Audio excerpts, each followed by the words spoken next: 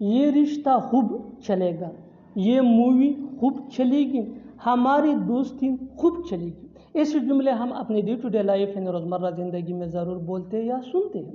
ان جملوں کے لیے انگلش کا یہ اسٹرکچر یوز ہوتا ہے sentence plus will last long.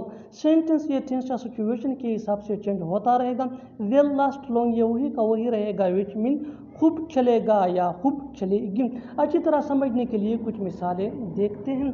یہ رشتہ خوب چلے گا، this relationship will last long, this relationship will last long.